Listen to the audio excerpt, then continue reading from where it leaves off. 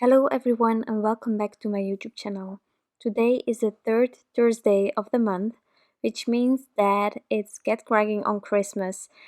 This is an event, it's a series by Jenn Shurkus, and so it's actually to encourage, remind each other and inspire each other to already start working on those holiday cards all year round. Now, she asked me whether I wanted to join her, and of course I want to do that. So today I'm sharing a Christmas card with you, a really fun shaped Christmas card. Now, as you saw in the beginning, if you want to join us and have fun throughout the year with these, especially these Thursdays and all the other days as well, then definitely share your project online using the hashtag #GetCrackingOnChristmas. Another thing that I wanted to mention before I start going all over this card, I wanted to mention that there is also YouTube Live, as you saw quickly in the beginning, by Jenn herself, so definitely check that out if you're interested. There is also so much more information on her blog if you want to, so I'm listing towards that in the description box, just easy to find for you guys. And then, as that's being said, I think I got all the important stuff about this series. Let's talk about this card. Now, with my Christmas, I got some new products from the boyfriend here, and so one of them was the Snow Globe Builder Die from Hello Bluebird, along with some stamp sets that I didn't got throughout the release because we have to decide what we need first. And so I got these, and I just love this snow globe, and I just thought, let's make that shaped card. It's an easy shape to make, so why not? I die cut everything out of Transotype Perfect Coloring paper, and I used my distress inks that you can still see here to create that gradient for my background. I also die cut a sentiment. That one is from the Christmas Words number 2, and the bow and the stars out of some gold cardstock that is the glitter cardstock from Altenew, and I just filled in those stars. I didn't add any gold to the snow, and then I of course wanted to have that bow in gold as well. Now the sentiment I also die cut 3 times out of white cardstock just to stack them up. Today I was really encouraged to try to stack up things, because normally I don't do that just because I'm a bit too lazy, but whenever I do it I'm also really glad that I did, because it just gives all that dimension, and it's still elegant because it's the sentiment on its own that you can die cut multiple times. So that is a lot of fun. I'm also using my fingers to make sure that it is aligned completely straight on top of each other. You can also offset it if you want to, but I decided to keep it simple and just have it completely straight on there. 4 layers in total. Now next up, as I was happy with my background, I also ink blended a bit on the snowy hills. I decided that I was not going to use all of the snowy hills. Initially it was the idea, and you can also cut those snowy hills apart and then you have different heights if you want to. I just was lazy and I just die cut it all at once and then decided to use only one of them.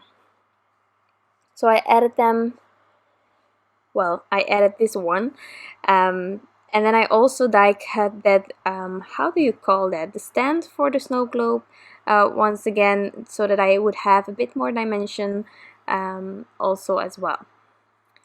Now for the images today, I'm using the Wilderness Adventure from Hello Bluebird, also a new set that I got. I'm really glad. I got 2 crafty presents. One was with Hello Bluebird, another one was with my favorite things, so I was so happy with it. The other presents were a bit all over. I'm also moving this year, and so there were some presents where they said, well, I'm not giving you something right now, but when you move, then I will get you this or that. And that's, for now, that will be really important for this year, making sure that I have everything in my own house to to do stuff with. So I'm really glad that some of them didn't do the crafty stuff. I love crafty goodies and crafty gifts, but sometimes we need to prioritize, and well, that happened. But truly, the products that I used today were all from my Christmas gift, and I just loved it. So I'm glad that I'm already using it today to share this card with you. I hope that you are encouraged after this video to get cracking on Christmas cards, because we need so many Christmas cards. I say it every year that I am lacking of Christmas cards, so I hope that this can really get you going as well. And I don't care that it's January. I'm really glad that my products are being used, and I have a lot of Christmas products. So, the coloring may be handy to know. The paper, Transotype Perfect Coloring Paper, gorgeous paper to do coloring with alcohol markers. I stamped these images out using dark chocolate, Gina Designs Amalgam ink, which is a brown ink, and it sort of gives it a bit of a softer look. And from time to time I really like that. I still keep using the black ink most of the times, but these critters are so cute. And if you have a lighter ink, that can only help, I think, with the cuteness and the fluffiness of the critters. So I am coloring with Copics on this paper. I said it many times before in previous videos, but if you're new here, then I like to repeat myself. So I prefer having at least 2 layers on this paper.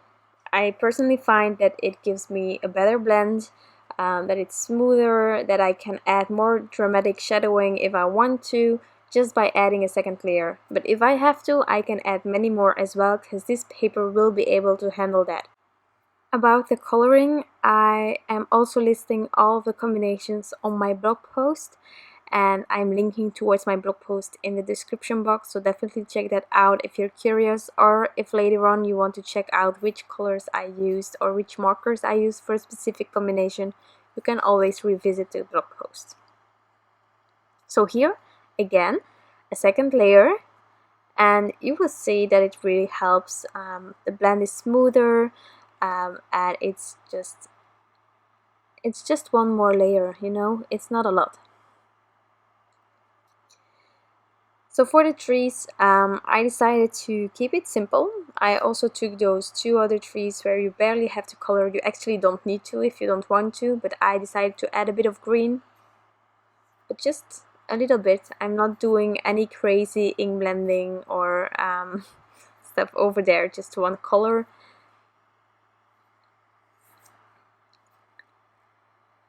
And the other tree I did with another green marker.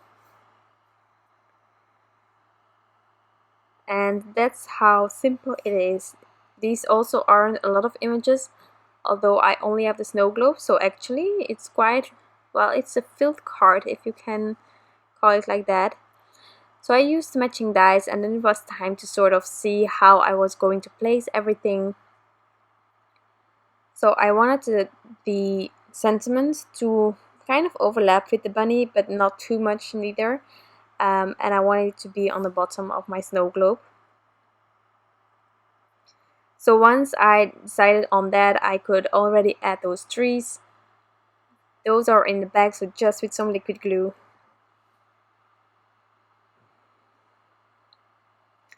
And then it was all about building up.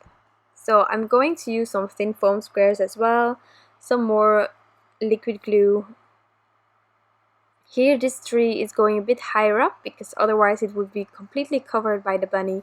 And this way you will not see that it's higher up, only you will know because I'm sharing it here, but the recipient will not have a clue. So the fox a little higher up, then the bunny.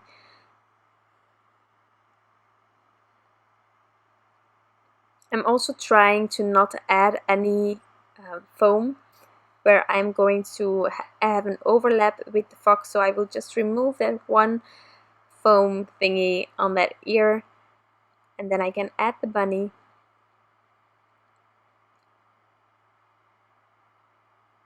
So So those mushrooms, I decided to color them just in case, and I don't think the card needs it, but I think it's a lot of fun to add them, so I definitely did because I colored them. But it's not like it's the mushrooms that were like the masterpiece of this of this card. Now for my sentiment, you can see here that L is overlapping with the bunny, and I don't mind because I also layered the bottom a bit of this globe, but it was just a bit too much of a difference in height, so I removed 2 layers of that L so that I could just add it to the bunny, and the difference in height wasn't a big deal anymore. So once I'm happy with placement, I'm going to press it down, and then we will create our shaped card base, which is really easy and simple to do. I don't know if I ever shared a shaped card. I already made some in the past, but I cannot recall maybe one that I shared here in the past. So I will just quickly show it. It's really simple. So if something is holding you from making a shaped card, I hope that I can convince you that there is no reason to. So I just take a card base that I already scored, and I use the die here, the biggest die, and I'm just overhanging it a bit on the side. And now you can see that I have that one side that is straight, and that will be the folding thingy. And then I can add my panel with some liquid glue. This way I have some wiggle room. And now I can just really simple open and close that card. I can let it stand. You can also do a top fold if you prefer to, but I just, for stability reasons, I prefer doing a side folded card. And that is a shaped card. It's really simple. I had a lot of fun creating this one, and I definitely think I will create more of these shaped cards with this snow globe because it's just darling. I had a lot of fun. Don't forget, this is the first Thursday, well, the third Thursday of the month, but the first one of this year where we are doing a Get Cracking on Christmas card. So definitely join us, have fun creating. Don't forget to watch Jenn on her YouTube channel and check out all of the inspiration that is already out there. You will have a lot of fun. Thank you so much for stopping by and taking the time to watch this video. I truly appreciate it, and I wish you all an incredible day. Bye!